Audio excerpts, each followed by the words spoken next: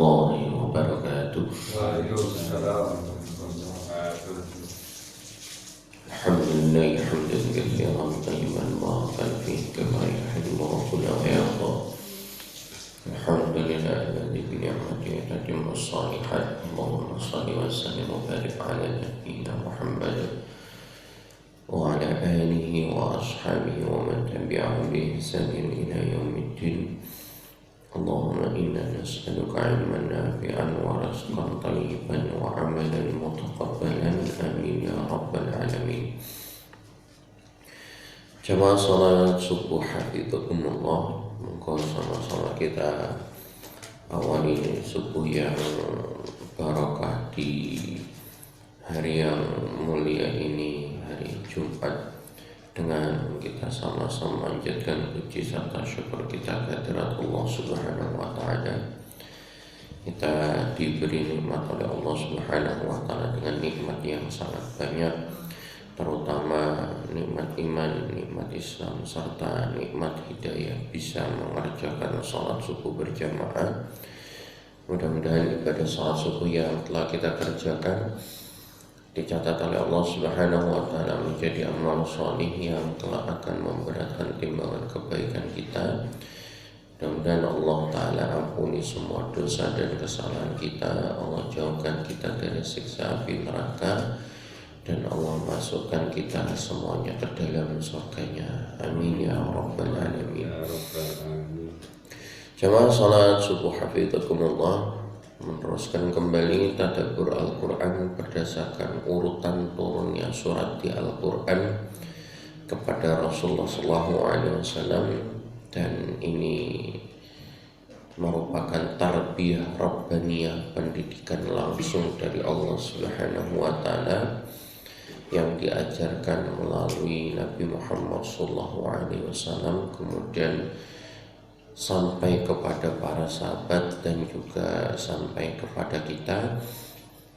Allah Ta'ala mendidik hamba-hambanya diawali dari sekian banyak surat di Al-Quran, diawali dari surat-surat Makkiyah, dan surat Al-Waqi'ah ini termasuk surat golongan Makkiyah yang diturunkan sebelum Rasulullah SAW hijrah ke Madinah. Terakhir kemarin kita berhenti di ayat ke-62. Kemudian di pembahasan berikutnya Imam Al-Katsir rahimahullah ta'ala mengumpulkan pembahasan ayat 63 sampai ayat ke-74. Monggo kita tilawah terlebih dahulu. A'udzu billahi minasy syaithanir rajim. Afara'aytum ma tahrusun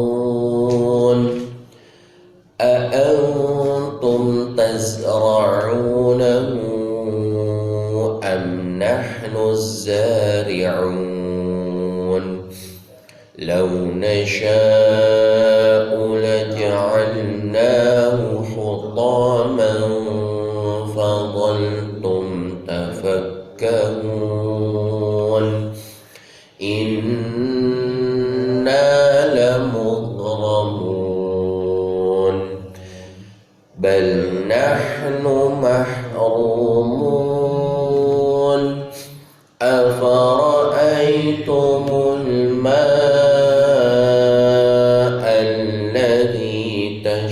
تشربون أأنتم أنزلتموه من المزن أم نحن المنزلون.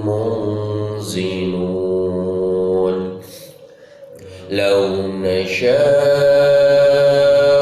جعلناه أجاجا فلولا تشكرون. أفرأيتم النار التي تورون أأنتم أن أنشأتم شجرتها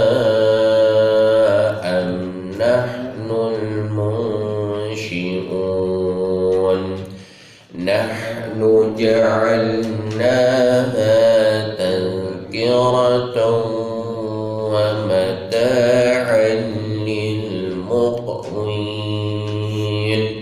فسبح باسم ربك العظيم. Kita tadabburi ayat ini. Allah Subhanahu wa taala berfirman secara umum ayat 63 sampai ayat ke-74 menerangkan tentang sifat rububiyah Allah Subhanahu wa taala. Tapi di sini berupa dialog. Ya. Allah taala sampaikan afara'aitum ma tahrusun. Maka terangkanlah kepadaku tentang yang kamu tanam. Tumbuhan-tumbuhan yang kamu tanam. Kemudian ditanya oleh Allah Subhanahu wa taala, "A antum tazra'unahu am nahnu zari'un?" Kamukah yang menumbuhkan tanaman itu atau kami? Kata Allah Subhanahu wa taala yang menumbuhkan.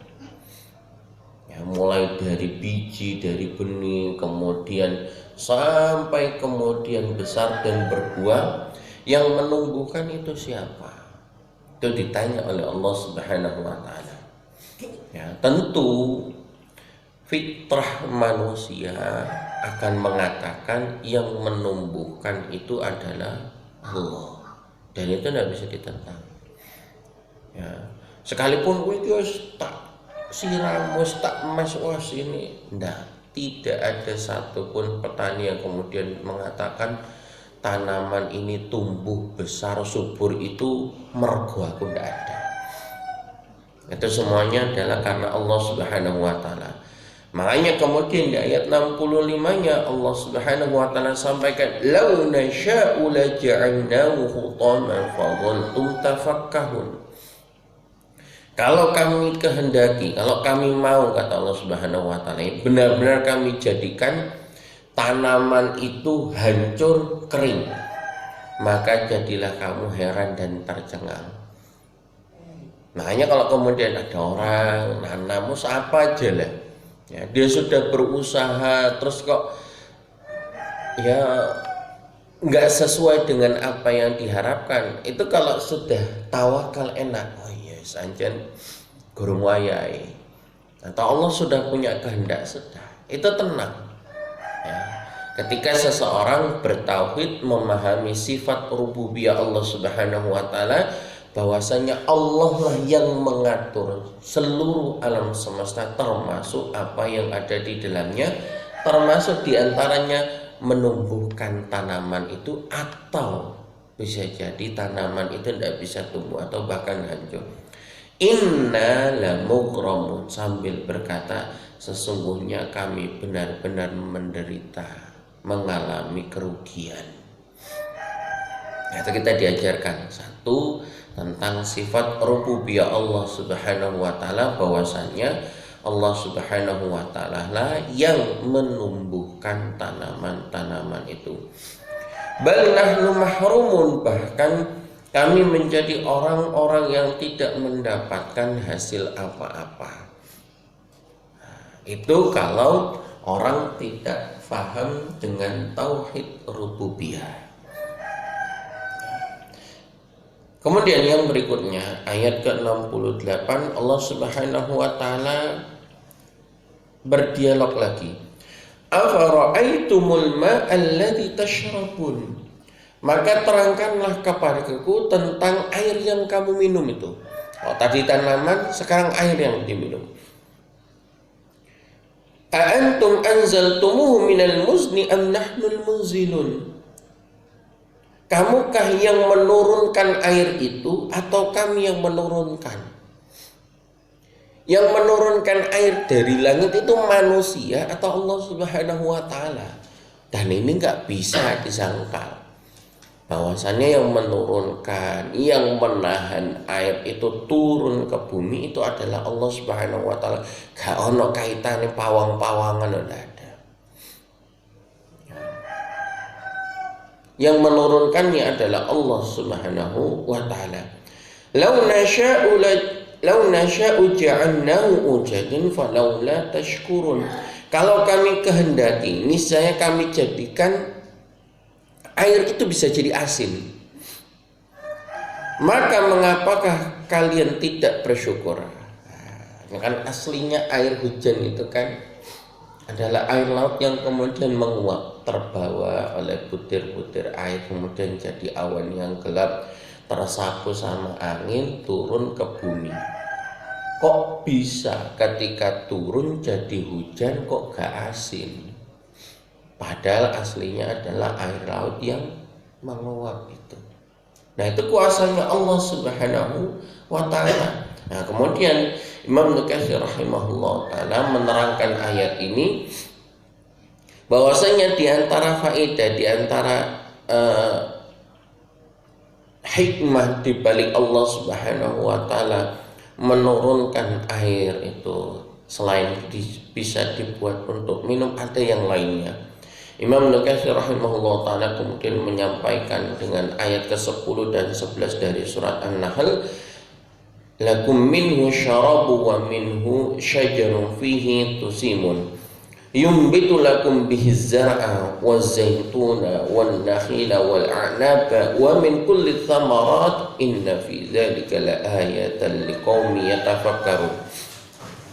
Untuk kamu, kata Allah Subhanahu wa taala, untuk manusia itu sebagian dari air itu menjadi minuman dan sebagian yang lainnya itu menyuburkan tumbuhan-tumbuhan.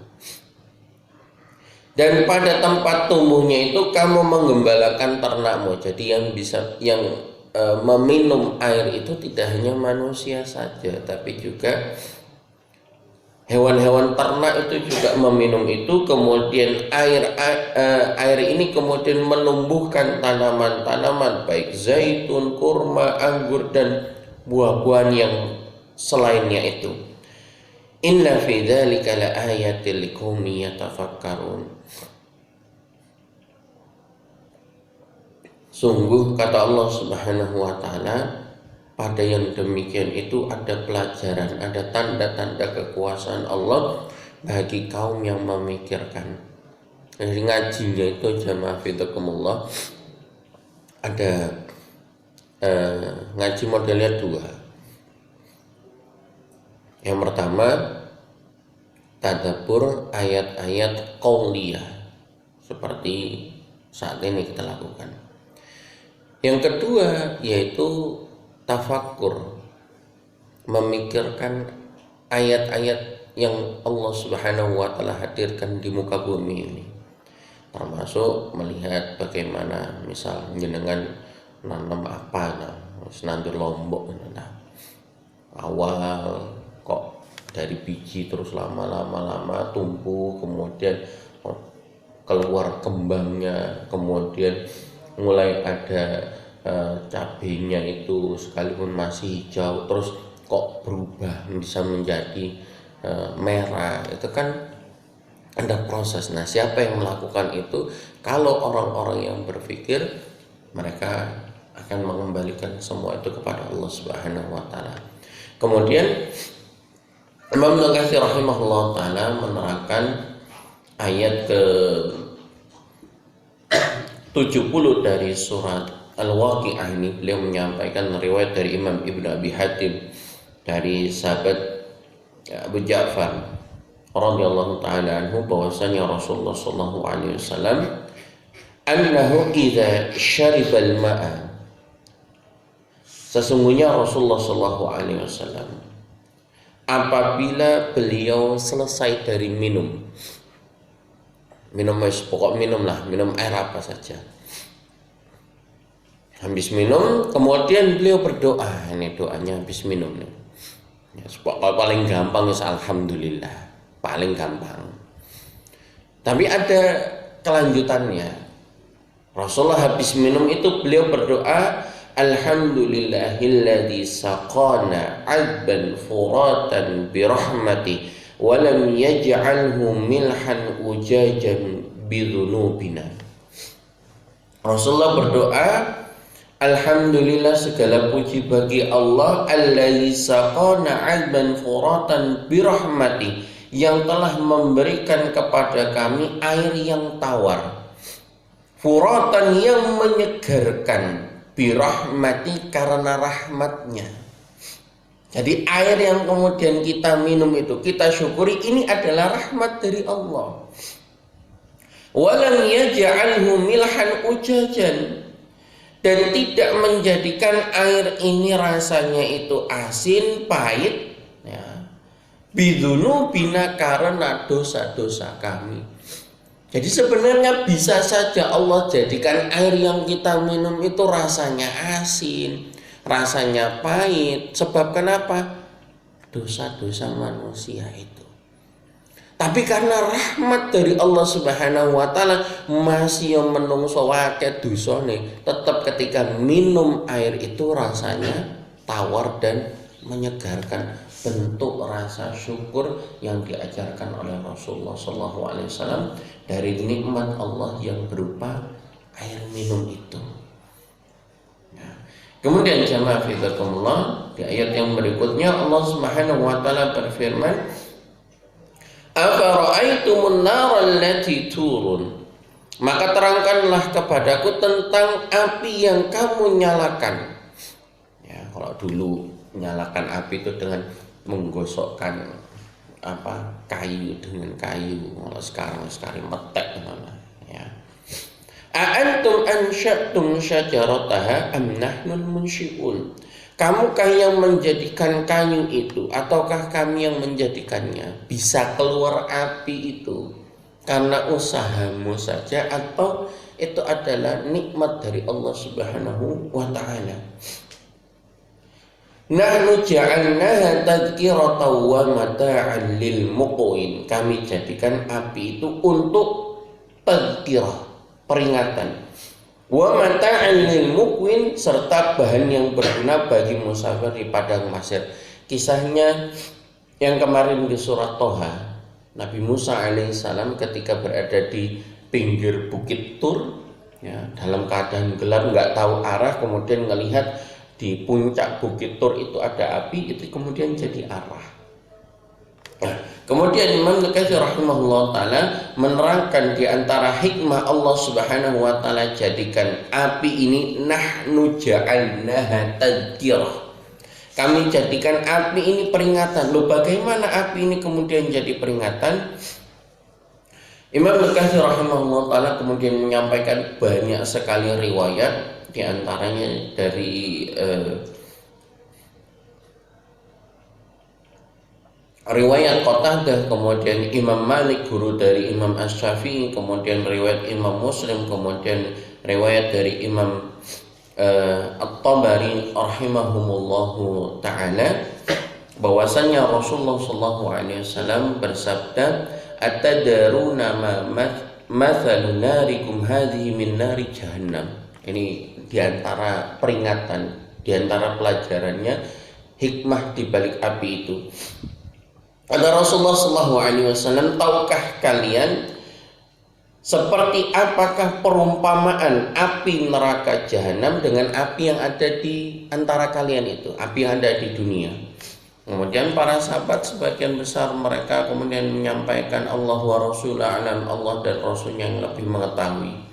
Kemudian Rasulullah mengatakan, la hiya asyaddu sawadan min dukhani narikum hadhi bisab'ina dha'fan.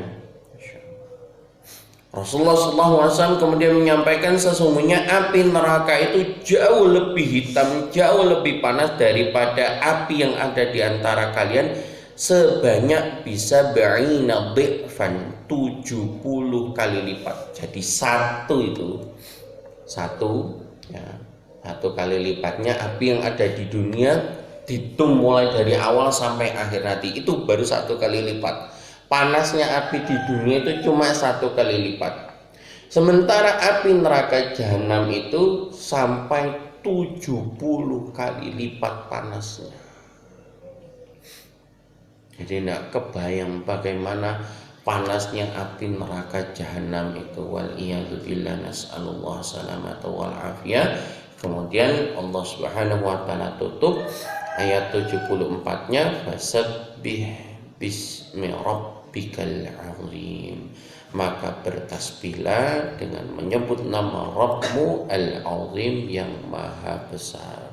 Wallahu a'lam bishawab. Mudah-mudahan bermanfaat. Mudah-mudahan Allah Subhanahu wa taala jauhkan kita dari siksa api neraka dan senantiasa diberikan taufik oleh Allah Subhanahu wa taala istiqomah di atas iman dan takwa kepadanya sampai akhir hayat kita. Subhanakallahumma bihamdik nasyhadu an la ilaha illa anta nastaghfiruka wa natubu ilaik. Wa sallallahu ala nabiyyina Muhammadin wa ala alihi wa ashabihi ajma'in. Wassalamu alaikum warahmatullahi wabarakatuh. Waalaikumsalam warahmatullahi wabarakatuh.